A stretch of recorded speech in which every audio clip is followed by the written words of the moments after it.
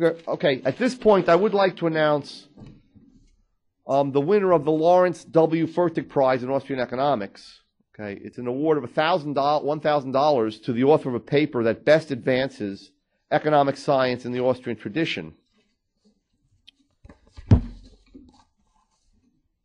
our recipient this year is Matus Mahai, who unfortunately is not present, for his article, Market Socialism and the Property Problem, Different Perspective on the Socialist Calculation Debate.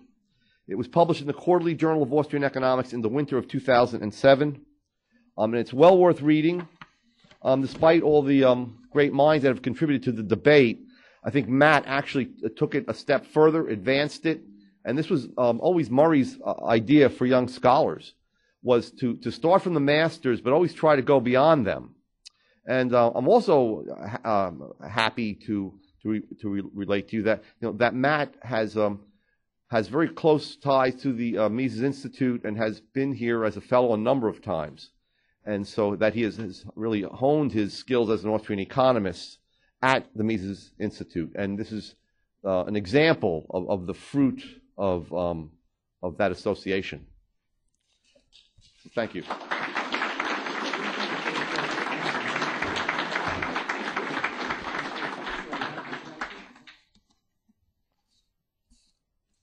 Okay, now I'm pleased to introduce the Ludwig von Mises lecturer, Thorsten Polleit. Dr. Polleit is professor at the Frankfurt School of Finance and Management and an economist at Barclays Capital. He is the author of many articles on Mises.org that consistently warned about the housing bubble and the financial calamity that would ensue in the future. He roots his thought in the work of Mises on money and credit and has had a great impact in Germany and elsewhere in drawing attention to the problem of fiat money. His writings have beautifully integrated high scholarship, empirical analytics, and popular commentary in the best Misesian tradition. He is also an extremely eloquent expositor of the Austrian perspective. So I give you Dr. Polleit.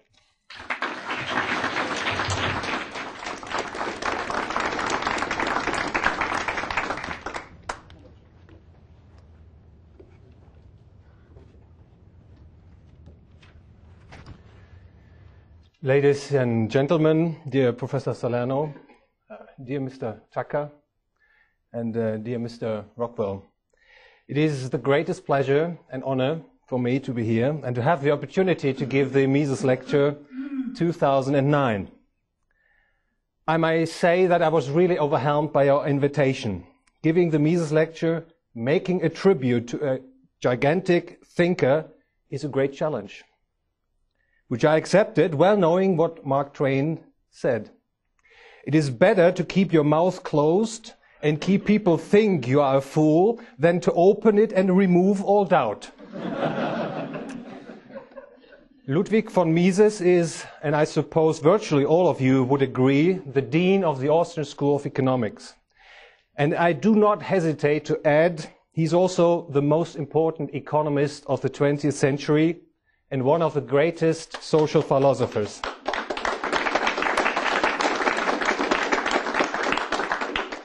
Mises' personal courage and rigorous intellectual reasoning are, and will always be, an inspiration and encouragement to all students of social sciences. His outstanding expertise in the fields of economics, politics, history, and psychology, combined with his unwavering ability to integrate these diverse elements into a coherent theoretical system, is what sets him apart from other economists. Mises not only reconstructed the theory of economics along the line of a humanistic social theory, praxeology, the science of the logic of human action.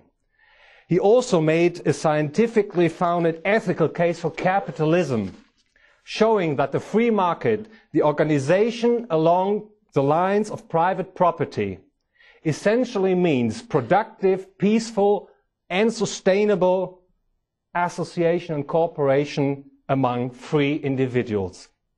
Mises knew that capitalism, for a number of reasons, has politically powerful enemies. The most powerful, most destructive, and most vicious and subversive of these would be a false monetary theory, and a result of that, a misguided monetary system. In the Theory of Money and Credit, published in 1912, Mises noted, quote, "It would be a mistake to assume that the modern organization of exchange is bound to continue to exist. It carries within itself the germ of its own destruction. The development of the fiduciary medium must necessarily lead to its breakdown." With fiduciary medium, Mises meant fraudulent money, money that is systematically violating the principle of private property, money that isn't backed by freely chosen money proper. Government-controlled money is and will always be by construction fraudulent money. We already find ourselves facing the destructive consequences of the worldwide fiat money regime, impoverishment caused by malinvestment, and rising despair among the people, which, it must be feared, will set into motion disintegrating forces for capitalism. We are witnessing yet another sign of the failure of the fiat money regime, this time perhaps its eventual collapse, on a worldwide scale. It has been predicted, logically deduced from praxeology by Ludwig von Mises and his followers. However, this assessment is not shared by public majority opinion. On the contrary, free markets are being blamed for having caused the disaster, and even more government interventionism, restrictions, controls, special privileges, subsidies or Keynesian spending programs is seen as the way out of the catastrophe. Quote, "Interventionism is," Mises wrote in 1940, "not an economic system. That it is not a method which enables people to achieve their aims. It is merely a system of procedures which disturb and eventually destroy the market economy. It hampers production and this impairs satisfaction of needs. It does not make people richer, it makes people poorer." From the viewpoint of the Austrian School of Economics, only a return to sound money, that is free market money, can prevent further impoverishment and the destruction of the free societal order. In his magnificent magnum opus, Human Action, Mises identified the cause and the way out of the disaster. Quote, "There is no means of avoiding the final collapse of a boom brought about by," and here I may add, "circulation credit expansion. The alternative is only whether the crisis should come sooner as a result of a voluntary abandonment of further credit expansion, or later as a final and total catastrophe of the currency system involved."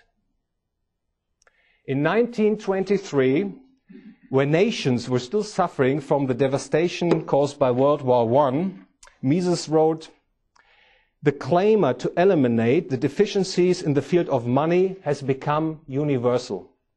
People have become convinced that the restoration of domestic peace within nations and the revival of international economic relations are impossible with a sound monetary system. Today, with the standard of living relatively high in major economies and international relations between the economic and militarily powerful nations being by and large peaceful by historical standards, one would think that the chances for monetary reform are much more promising than back in the 1920s. In an era of big government, however, with its corrupting effects in the society increasingly weakening the voices of freedom, the chances for returning to what Mises called sound money have undoubtedly declined. But change hasn't become impossible. Powerful tools remain in place: intellectual debate, education, and conversion of a large number of people to the cause. The most powerful and rigorous arguments making an uncompromising case for sound money as an indispensable prerequisite of freedom can be found in the works of Ludwig von Mises. And having said that, please let me briefly outline the structure of the rest of my talk. In the second part, I will briefly review the work of Ludwig von Mises. In the third part, I will turn our attention to the current state of world monetary affairs. I will show you some charts which you may like. In the fourth part, I will take the courage along the lines of Mises and Rothbard and outline a strategy for ending the monetary fiasco and returning to sound money. Mises' book, The Theory of Money and Credit, I mentioned already, it was published in 1912, was a groundbreaking work. In it, he succeeded in solving what had been seen so far as an insurmountable task, integrating the value of money into the marginal utility theory. In doing so, Mises not only provided a microeconomic foundation for determining the value of money, but also solved the so-called Austrian circle. You may know in Principles of Economics, Karl Menger in 1871 had developed a logical, historical theory of the origin of money. Money, he maintained, could only have originated out of barter. Such an explanation, however, led to the problem of the Austrian circle. At any given time, the purchasing power of money is determined by the supply of and demand for money, which in turn depend on the pre-existing purchasing power of money. This led to the so-called infinite logical regress. But Mises showed that the hitherto assumed infinite logical regress would not be infinite. The regress ends at precisely the point in time when money is a useful non-monetary commodity. Mises' regression theorem demonstrates that the value of money has a historical dimension, as was stated by Menger. And it also provides a logical explanation for Menger's theory. And what is more, the regression theorem shows that money must be established by free market forces, that it cannot be established by government interventionism. The only possibility for the government obtaining control of the money supply is through coercive action. In the theory of money and credit, Mises also outlined the foundation of what later became the Austrian monetary theory of the trade cycle. Mises built his business cycle theory on basically three existing elements: the boom and bust model of the currency school, the differentiation between the natural interest rate and the market interest rate, as outlined by Swedish economist Knut Wicksell, and the capital and interest rate theory as developed by Eugen von Boehm-bawerk. By integrating these previously separated theories, Mises showed that any artificial government manipulation of the interest rate by expanding what he called circulation credit sets into motion an economic boom which must inevitably end in bust. In his monograph, Economic Calculation in the Socialist Commonwealth, Mises in 1920 irrefutably demonstrated that socialism was doomed to fail. Outstanding achievement in a time when everybody basically believed socialism is the new societal order. This argument was then developed further in his remarkable book, Socialism. Early on, Mises was of the opinion that government market interference would almost invariably prove to be counterproductive. And his works on money and the business cycle confirmed and reinforced this view. In Interventionism in 1940, Mises exposed the fallacies of the middle-of-the-road policy, showing that interventionism would be an inherently unstable, unsustainable form of societal organization. He identified the general law of government failure, basically. Whenever the state intervenes, it invariably ends in not solving the problem it tries to solve, but in creating one or many other new problems, provoking even further government interference in private property. Socialism is impossible. It does not allow for the survival of the human race. And interventionism leads to full-scale socialism. So the logical conclusion is that the only viable form of societal organization is capitalism. In that sense, Mises provided the hitherto vaguely formulated and moral-based case for the free market with a logical, consistent and thought-through theory in favor of capitalism. After he fled Europe in 1940, Mises continued his prolific work in the United States of America. He published Omnipotent Government and Bureaucracy, both in 1944.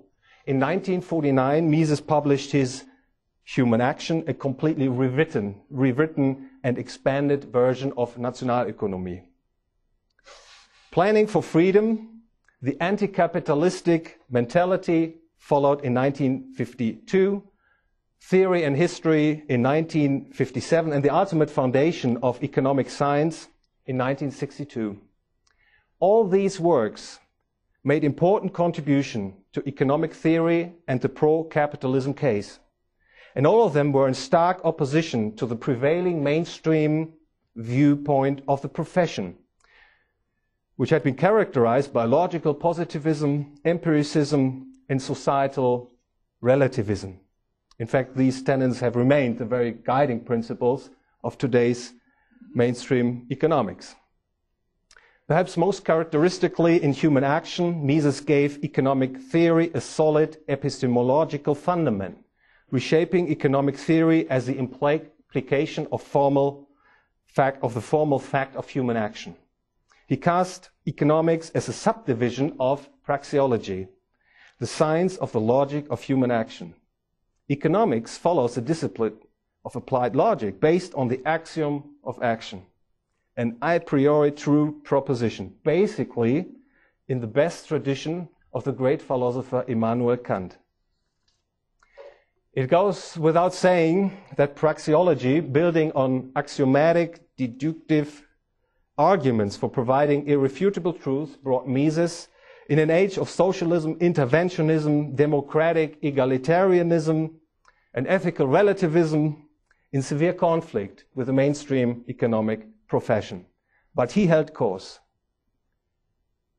As a great teacher and mentor, the list of Mises' devoted students, among which rank highly eminent names, is truly staggering. Murray Rothbard is certainly the most influential scholar among the rationalist mainstream of the Austrian School of Economics. Inspired by Mises, Rothbard, going beyond utilitarianism, developed a system of rational ethics based on private property. In The Ethics of Liberty, Rothbard deduced Austrian-based libertarianism, a system that integrated value-free Austrian economics and the libertarian political philosophy. I would now like to move our attention to Mises' achievements in monetary theory, which is, as will be seen shortly, inseparably linked to the scientific case for capitalism. Let me say that capitalism rests on individuals' property rights, private ownership of the means of production. All claims capitalism makes result from this fundamental insight. Motivated by self-interest, property encourages individuals to increasingly take advantage of the division of labor and free trade, as the latter allow for higher productivity and higher incomes when compared with the system of economically self-sufficient individuals. Money emerges from individuals pursuing their self-interest. Using money no longer restricts exchange to a double coincidence of wants of the parties involved, thereby expanding the possibilities of exchange in an economy organized along the lines of private property. Mises realized that money is not an abstract concept that can be treated separately from the sphere of commodities. But he knew that money is a commodity. In a free market, money is the kind of commodity which is considered most exchangeable or marketable. With prices of all vendible items expressed in terms of a single commodity, transaction costs are greatly diminished, requiring less resources for making exchange possible, thereby also contributing to higher productivity and higher standards of living. The use of money as an accounting tool provides for an accurate expression of an individual's opportunity costs. This, in turn, supports efficient decision-making on the part of producers and consumers. Money allows for higher incomes, and higher incomes lower people's time preference. That is, individuals' preference for present goods over future goods. And the lower people's time preference is, the earlier the onset of the process of capital formation. A decline in people's time preference means that a greater portion of current income will be saved and invested. As the stock of capital rises and as production becomes more roundabout, the marginal productivity of labor increases. And this leads to higher employment and higher wages and higher standards of living. The expansion of the division of labor in free trade, accompanied by a rising saving and investment activity, brings about ever closer economic ties between individuals. Growing economic integration makes people less present-oriented and more future-oriented. And this too gives another boost to a higher degree of interpersonal cooperation. In other words, civilization. So we can basically conclude that money plays a key role in facilitating the process of civilization. However, this holds true only for free market money, while with government-controlled fiat money, the opposing tendency comes into operation, namely the process of decivilization. As noted already, Mises showed that money is an integral and forming element of the free market system. In that sense, free market money can be characterized as sound money. In the theory of money and credit, and I apologize, the quote was already mentioned by a speaker in the previous session. Quote Mises, "The sound money principle has two aspects. It is affirmative in approving the market's choice of a commonly used medium of exchange. It is negative in obstructing the government's propensity to meddle with the currency system. And further, it is impossible to grasp the meaning of the idea of sound money if one does not realize that it was devised as an instrument for the protection of the civil liberties against despotic inroads on the part of governments. Ideologically, it belongs in the same class with political constitutions and bills of rights." So Mises' sound money principle is basically a protection against destructive government interference in the free market. In that sense, sound money can be interpreted as a means to an end. Sound money safeguards the free market order, leading to prosperity and supporting the process of civilization.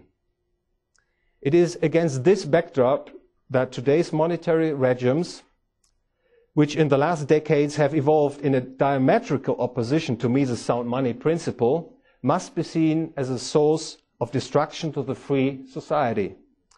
Today's money is supplied by government-controlled central banks, which hold the money supply monopoly. Today's money is fiat money. It is no longer linked to any commodities such as gold, silver, or other precious metals. Central banks can and do issue new money out of thin air. The stock of money is increased without invoking any wealth-producing activities which are required in the free market. Fiat money creation, which is typically done via the credit markets, can therefore, from the viewpoint of the best legal tradition, be called counterfeiting money. In a free market, wealth can only be created through homesteading, producing and contracting.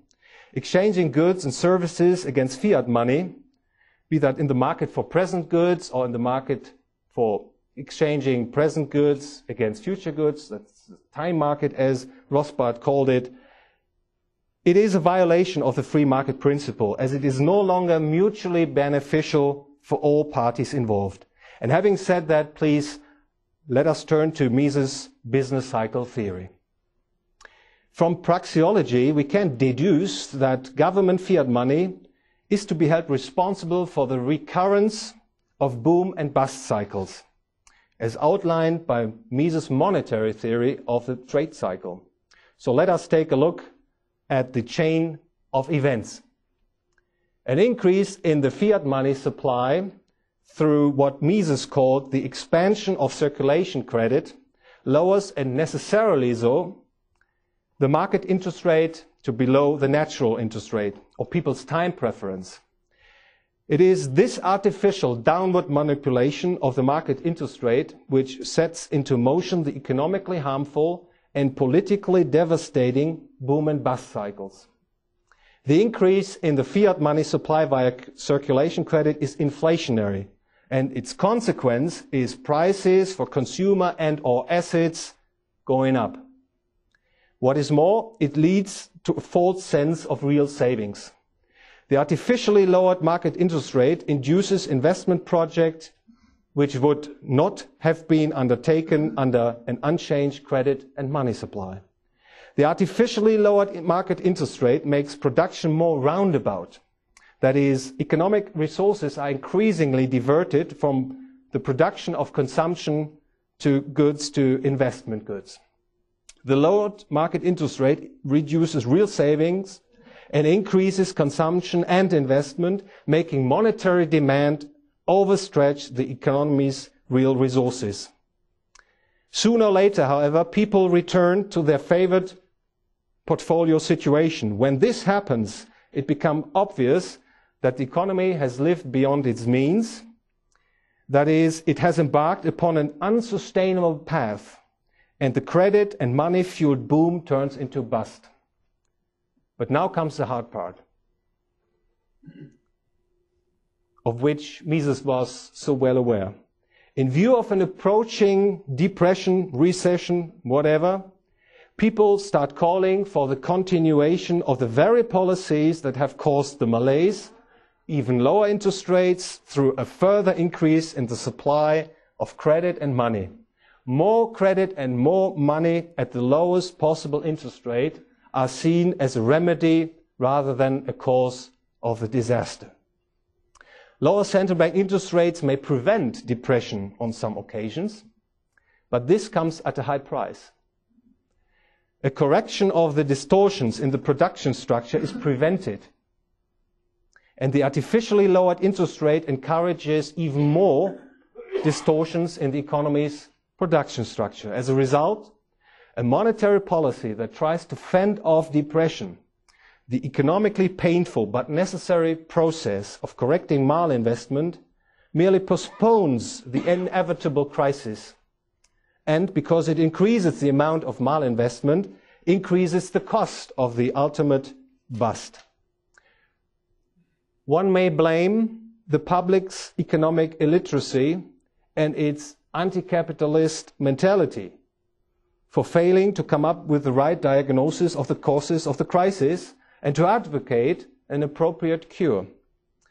This, however, would run the risk of underrating the disaster-causing role of government. Governments and their sympathizers and beneficiaries have an existential interest in preserving and strengthening the fiat money regime, marketing it in public, especially in state-funded schools and university, as being in the best interest of the people, suggesting that there is no viable alternative. But of course, there is a viable alternative: free market money. And a monetary regime change is badly needed, a case unmistakably made by the disintegrating developments of the fiat money systems the world over.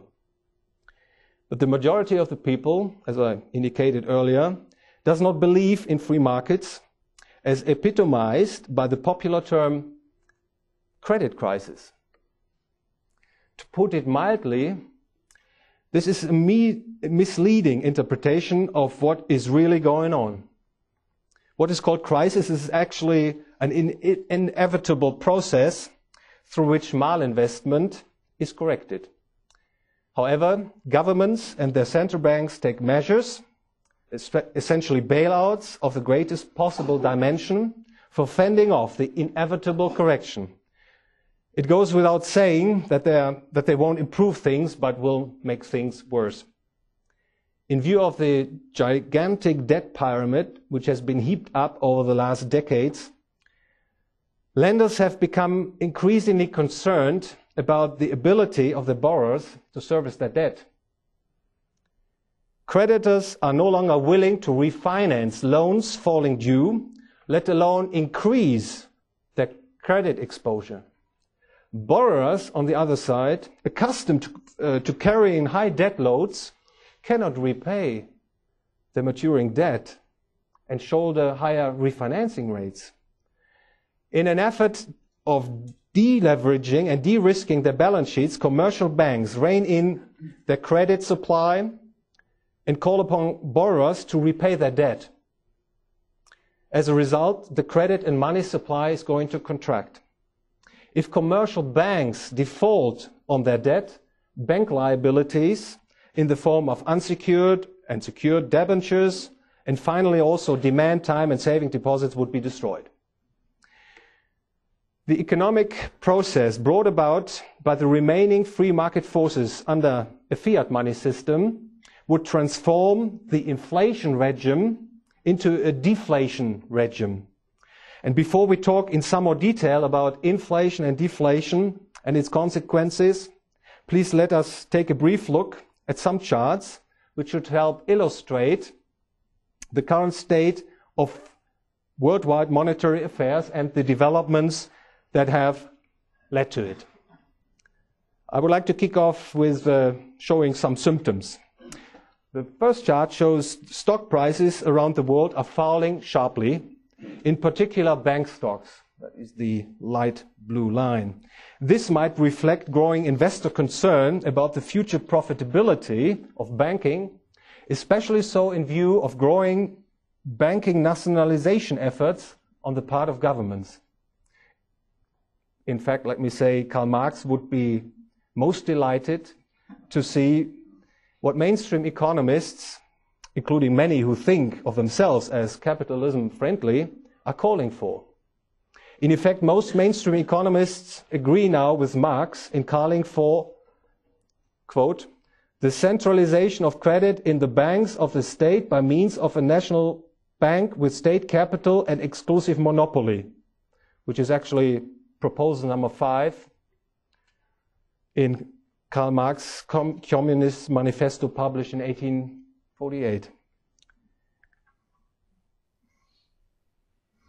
You see that the volatility in financial markets has increased dramatically. Just take a look at the graph on the left-hand side from 1920 until March 2009. You would see the volatility of the weekly changes in the stock prices of the Dow Jones stock market index.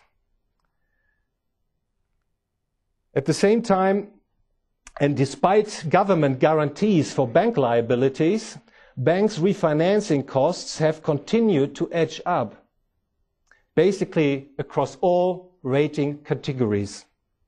Not only in the US, but also elsewhere. For instance, in the US, you can see the graphs on the left-hand side. On the right-hand side, you see the developments in the euro area.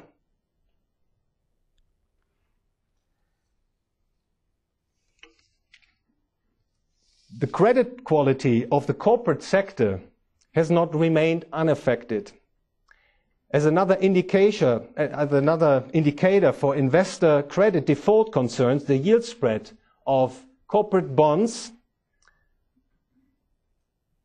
have risen to the highest levels since the Great Depression in 1929. At the same time, unemployment is going up. On this chart, basically, you see the unemployment situation in the major countries of the world. Unemployment is about to rise further.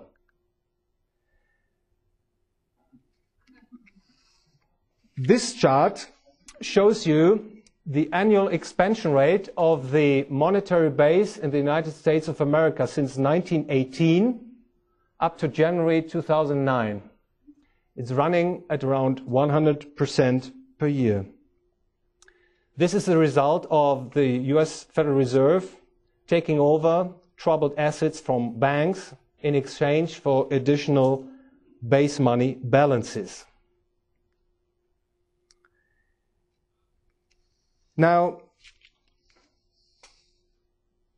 on this chart, you would see the so-called credit default swap spreads on government bonds for various European government market-traded securities. And as you can see, the price has been rising sharply, in particular after the default of Lehman on the 15th September 2008. And this expresses investors' increasingly concern that governments who have basically underwritten banks' balance sheets are getting into deep trouble. Now, turning to the causes of the crisis, this chart shows the US private saving ratio from the early 1950s until the end of 2008. The saving ratio has been declining considerably from around 10% in the 1980s, and it hit basically zero in 2008, and only lately it has increased slightly. Now, the trend decline in the US savings ratio, which you have just seen, has been accompanied by bank credit expansion exceeding the expansion of nominal GDP, as you can see on this chart. And this strongly suggests that the credit expansion can be characterized as circulation credit expansion. So the expansion of credit in excess of real savings, as Mises identified as the major cause of the business cycle. Now, viewed from a somewhat different angle, the trend decline in US Federal Reserve fund, in the Federal Reserve fund rate, which set in the early 1980s, has been fueled a massive rise in the economy's total debt outstanding in percent of GDP. It's now around about 360% of GDP. In this context, it should be of particular interest to take a look at the relation between government debt and the Federal Reserve's interest rate in a longer-term perspective. Declining Fed rates have been accompanied by rising government debt and vice versa. By the way, such a relation can also be detected, so this negative relation can also be detected in other countries, such as, for instance, Japan. After the credit boom collapse in the early 1990s, the Bank of Japan lowered interest rates to zero, with the government trying to deficit spend the banking sector back to health and the economy out of recession. And after running huge Keynesian economic-inspired public deficits, Japan's gross public debt to GDP is now approaching 200%. The negative relation between central bank rates and the level of government debt deserves some further comment at this juncture. If the government holds the monopoly of the money supply, inflation is a readily available source of government revenue. However, once inflation reaches a certain level, it becomes politically extremely difficult to handle. This is because inflation undermines the principle of mutually beneficial exchange, thereby damaging the prosperity-creating forces of the free market. It leads to hardship for many, and sooner or later it makes people dissatisfied with their government, threatening its very existence through non-violent or violent action. When compared with inflation, issuing government debt seems to be a politically much more convenient instrument of expropriation and redistribution from the viewpoint of the ruling class and the class of the ruled. On the one hand, government debt allows the government to secure its revenues. On the other hand, investors in government debt form an alliance with the state aimed at expropriating future generations of taxpayers. One should have no illusions about the fact that the huge government debt piles which have been accumulated over the last decades and which will grow even bigger by governments trying to fend off depression, represent pent-up inflation. Mises, basically, in view of the German experience made in the early 1920s, put it succinctly, quote, "Inflation becomes one of the most important psychological aids to an economic policy which tries to camouflage its effects." And further, "By deceiving public opinion, it permits a system of government to continue which would have no hope of receiving the approval of the people if conditions were frankly explained to them."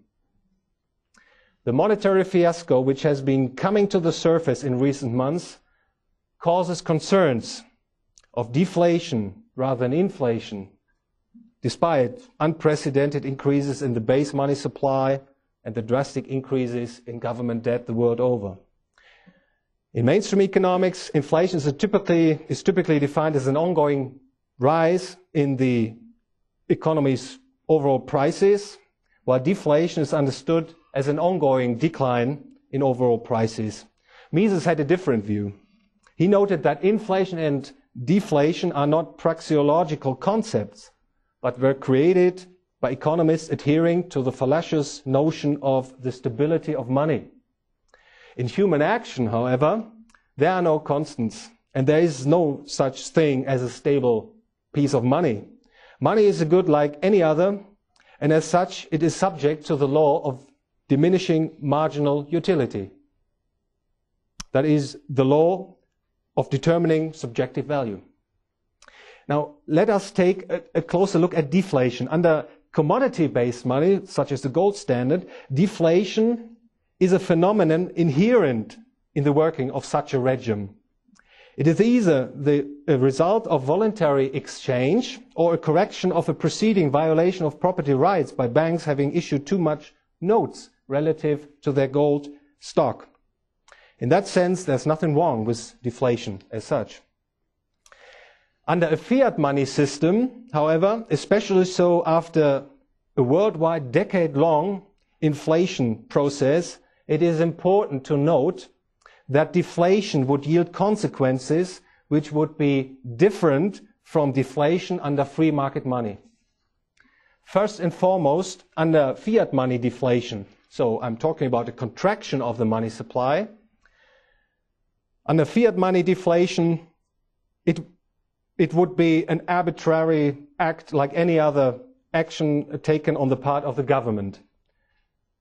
And so it cannot be called desirable in any way. What is more, deflation cannot return, and this is most important, I think, it cannot return the fiat money regime to some kind of market equilibrium in terms of the money supply prices, the production structure, and employment. The reason is that the fiat money system does not have any base of money proper towards which it could deflate. And third, deflation would, in all likelihood, bring about a collapse of the government, whose very existence rests, to a large extent, on debt financing. And in deflation, government tax revenues would drop, and the government would no longer be in a position to roll over their debt falling due, let alone increase their debt. I may add a political consideration here. Public opinion massaged by government preservers will presumably see inflation, the increase in the money stock, as a lesser evil in view of an approaching deflation. And so the total destruction of the currency would presumably be within reach. In this context, we should remind ourselves of the most prominent German experience in the early 1920s. It was a democratically elected government which decided, in view of reparation payment obligations and depleted funds, to take recourse to the printing press, which ended in hyperinflation and brought with it unspeakable hardship for the people and paved the way towards totalitarianism. Ladies and gentlemen, there is a way of transforming the fiat money regime into a sound money regime. Praxeology, the science of the logic of human action, allows us to state the very principle along which a sound money system must be built. namely allowing for complete freedom of the supply of and demand for the currency. This in turn implies privatizing the money system, establishing free banking based on a 100% reserve banking. The corollary would be ending any government interference in monetary affairs and abolishing the central bank. But how can the current fiat money regime be transformed into sound money? Well, I think Mises gives us some guidance. We can make use of the regression theory. As was outlined earlier, neither inflation nor deflation will prevent the final collapse of the fiat money regime. So if we want to return to sound money, and if by doing so we want to prevent the total destruction of the existing exchange value of fiat money, the only option available is a re-anchoring, in the first step, a re-anchoring of the stock of fiat money to a commodity. Mises, the first 20th century economist, proposing free banking with a 100% reserve requirement on demand deposits, had worked out such a reform proposal.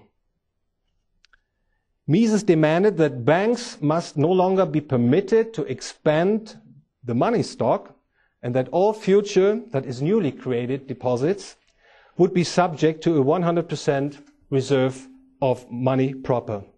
Rothbard built on Mises' proposal, supporting it with a strong legal foundation.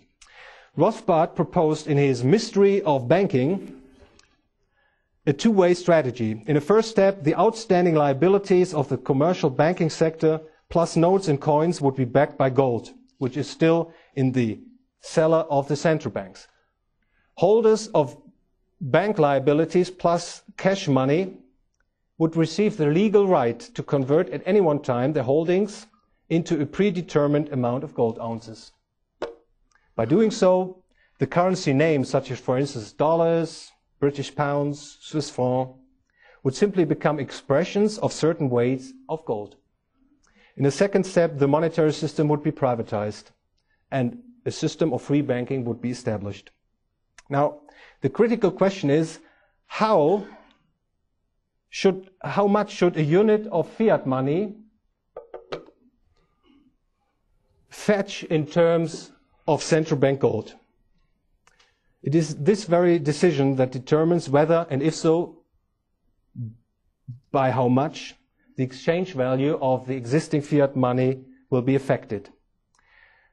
This simple equation shows you the gold cover ratio, as I call it, and it should help outlining the options available. It simply shows the sum of C, which is cash, coins and notes, D, T, and S, which are demand, time, and savings deposits, respectively, and L, which is defined as banks' long-term liabilities, divided by the amount of gold ounces in the cellar of the central bank.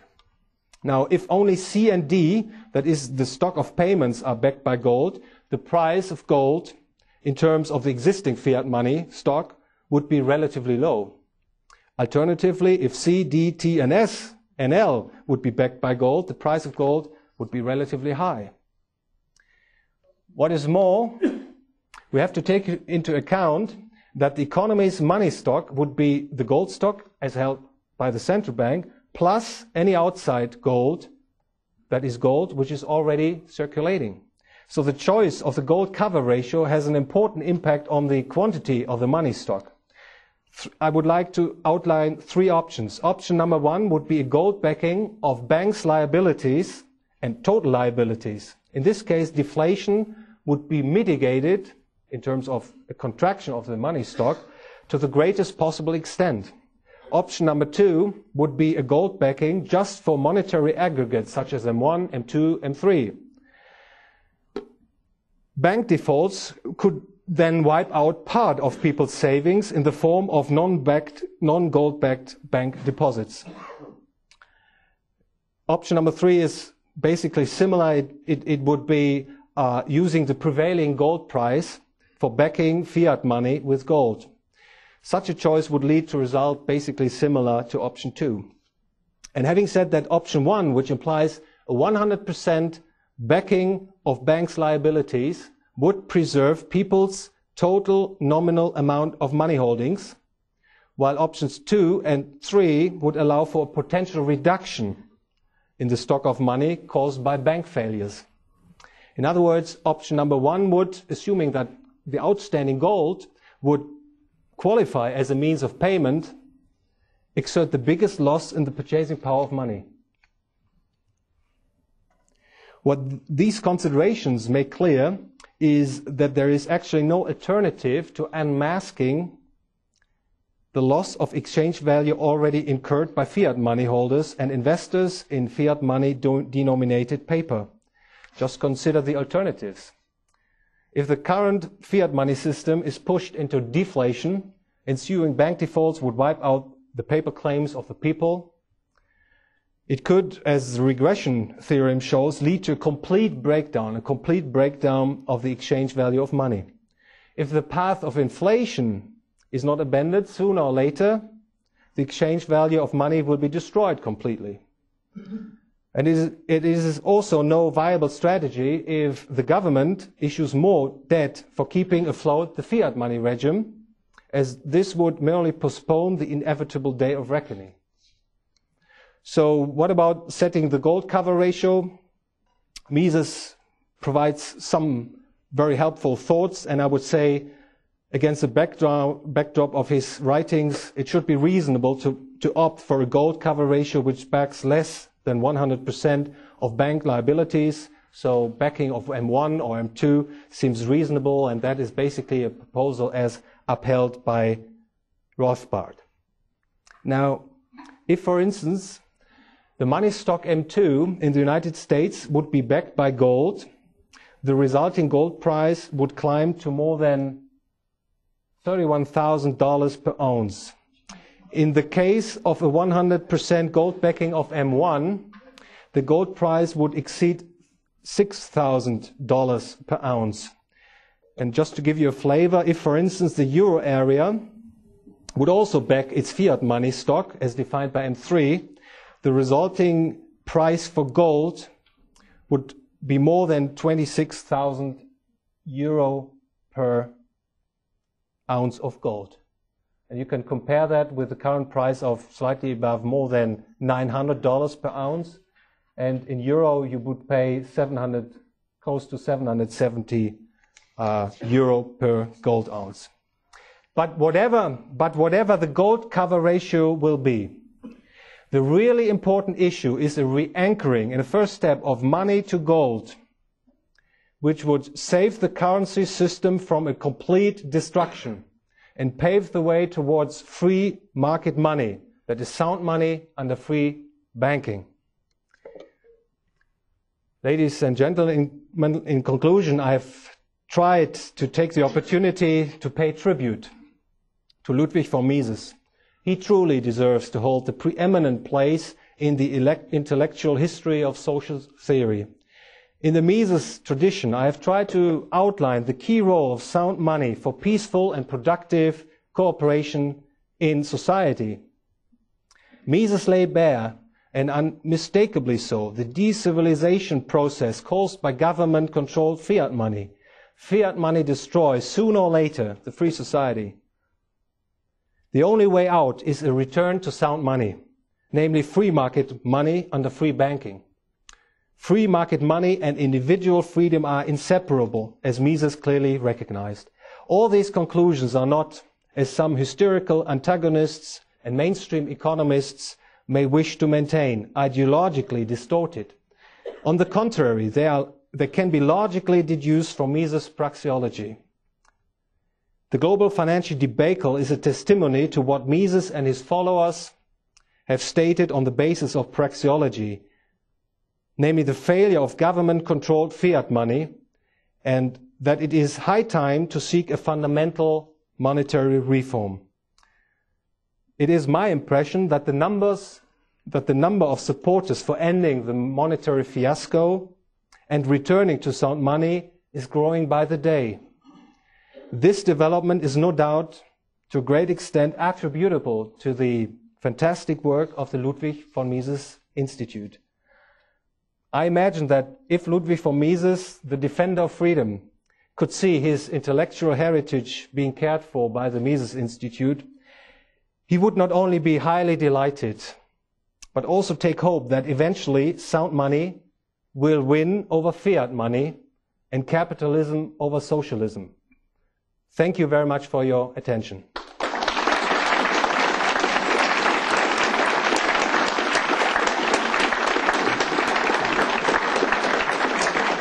Let's take some questions. Yeah, if there are any.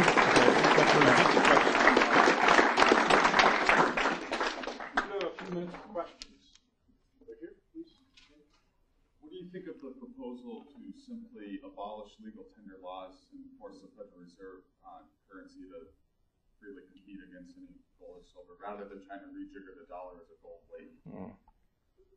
Yeah, thank you very much. What you suggest is a competition system where you basically allow a new currency to emerge and to compete against the fiat money unit. Well, basically I would agree. The only thing I'm concerned about is, and as you may have seen in my presentation, is that such a system would not allow to preserve any wealth stored in fiat money. I see the only possibility to preserve some of the exchange value of the fiat money stock by re-anchoring it to some kind of commodity. Otherwise, your system might result in the complete wiping out of the exchange value of fiat money. And that's my concern, and that is why I think Rothbard has made a practical proposal to solve the issue.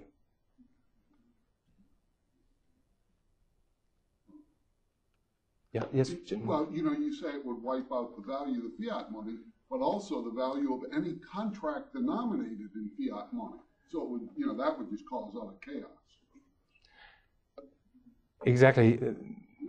What you say is it's not only, we're not talking about the wiping out of the exchange value of money, but also the wiping out of all contracts denominated in the fiat money stock. And exactly, I share this concern. And again, what I presented is a politically motivated concept. It's not based on a scientific consideration. Unfortunately, we have to take an arbitrary decision to get out of it. And I think the most promising way is by re-anchoring the fiat money stock. But even then, there will be huge losses in the exchange value of the existing fiat money stock, even if you get a re-anchoring. The damage has been done. There's no way of denial. If you did allow free competition in currencies, might that not motivate the government to try and then anchor? I mean, would it be somewhat too late for it to try and do that? Well, thank you very much. The gentleman said maybe the government gets an incentive for making its currency more competitive against a new market money. That may be so. That may be so. But I'm not sure. Again, my major concern is really to prevent the complete collapse of the exchange value of the existing money, fiat money stock, which would, at least to me, appear very likely once people shift from, let's say, fiat money balances into free market money. We have to preserve it somehow, otherwise we end up in complete chaos. What would you think of narrowing your gold cover ratio so that it only covered the monetary base and then phasing in the 100% reserve requirement? See, what you suggest is just covering the monetary base. Okay, at the moment, the monetary base in the United States of America is close to $2,000 billion. And as far as I'm informed, the stock of M1 is around about 1,600. So basically we are close to close. you know, we are not really far apart. But I think the problem really is if banks default, people are going to lose their deposits, right? Because if you choose a coverage ratio, or gold cover ratio, which is just covering demand deposits, but not time deposits, and the time deposits become due and banks cannot repay, then they default. So the money is gone. It's a deflationary impact. So weighing the pros and cons, and then again, I mean, it's not scientifically based, it's just a rather arbitrary way of looking at things. I think the lesser evil is to go even for 100% gold backing. Do you think going to a basket of commodities is a good idea? Do you think China will do so? The question is whether linking money to a basket of commodities, whether that would be a good idea. I must admit, I'm strongly Miesian, and I think we all should make our peace with gold.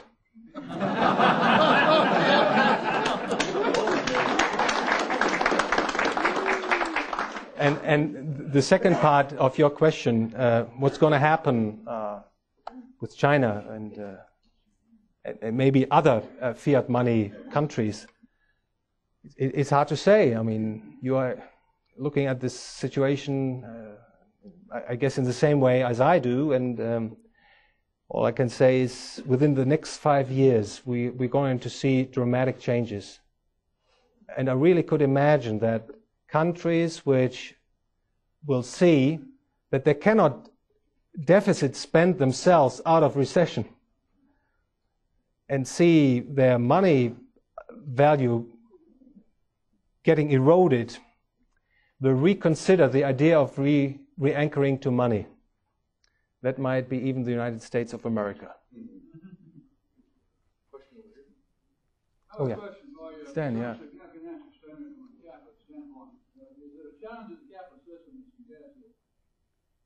Why have we not had independently an APMAX gold or a Kitco gold or some brand or an ounce to become a standard on its own, as capitalists would simply require that as they doubt why that not simply happen on its own? Right. The question is, we're talking about free market money, and obviously we would say that's the best kind of money. Why didn't it emerge? I think the case has been made. The fiat money has been established by basically cutting the link between paper money and gold in the early 1970s, and I mean, at that time people were quite familiar with using US dollars or D-Mark at the time, and for most people it didn't make a difference, so they kept on making their contracts in the fiat money. And see, the situation we're talking about, it's my feeling, maybe it's different in the US, we are not really there at the point where people become really concerned about the quality of money.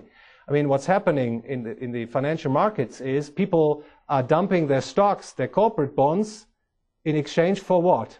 For government bonds and fiat money. So what I'm talking about is really something which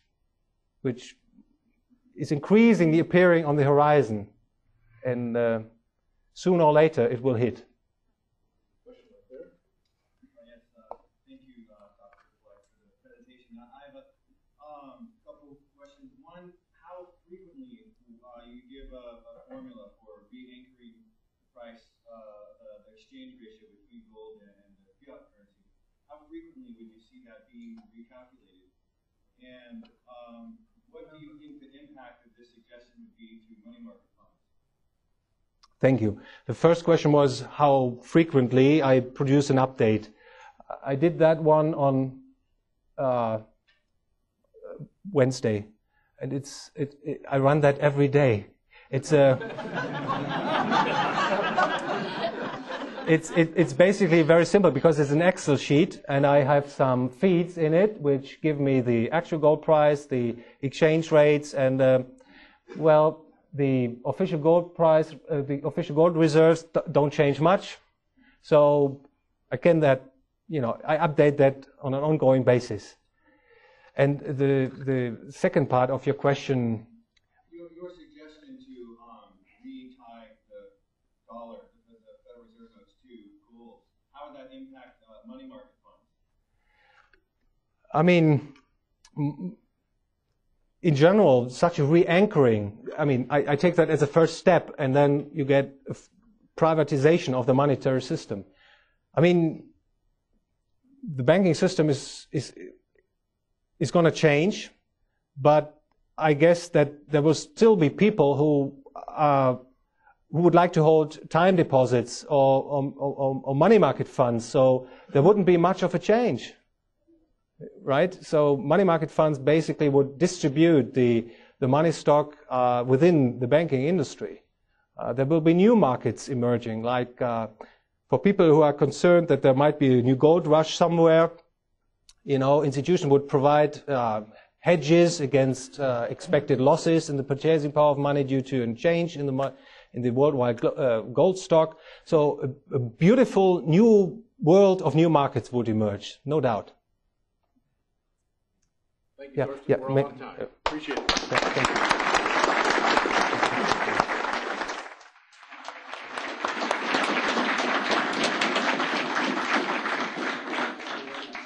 At this time, Mr. Doug French, the Executive Vice President of the Mises Institute, will address this conference and our web audience and provide closing remarks.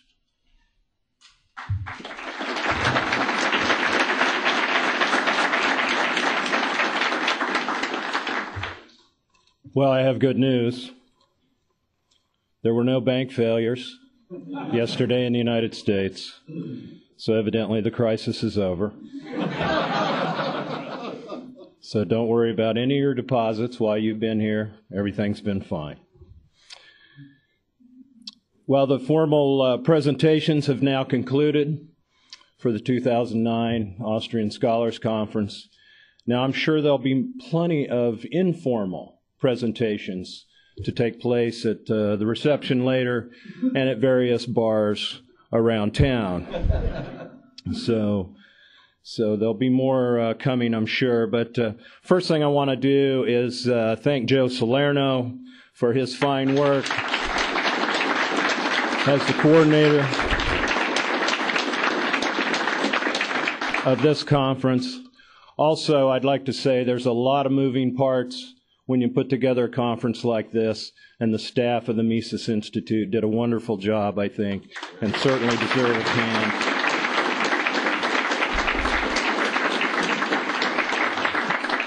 And of course, none of this would be possible without our very generous donors. Many of them are here tonight, and they deserve, of course, a round of applause as well.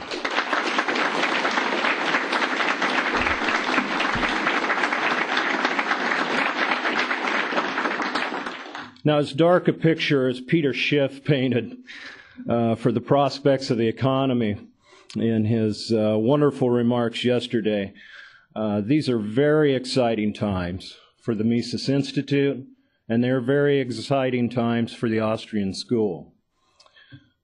There is no more time like the present that the insights of the Austrian school need to be heard. And recognizing this, we've, at the Mises Institute, have made our website, which is our portal to the world, completely open source. And this makes all the articles, all the audio, all the books very accessible to everyone all around the world who wishes to copy that material on servers all over the world.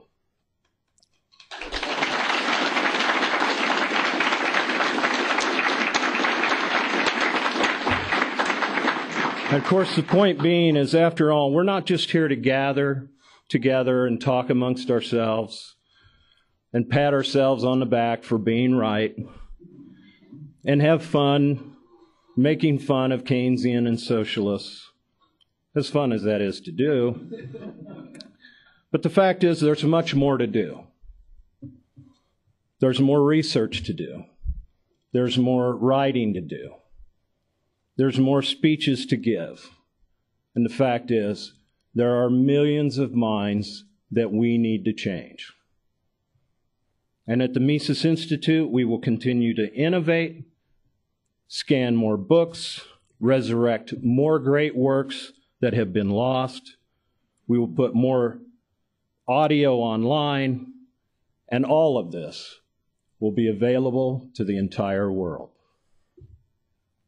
So no matter what the government's doing to us, if you believe that the pen is mightier than the sword, if you believe that ideas do matter, then with the brilliance of Mises and Rothbard and your hard work, we will change the world. Thank you again for making this the largest Austrian Scholars Conference we've ever had. The bookstore is still open. I'm sure there are books you need to carry out of here. And now the chicken fingers are ready out back. Thank you.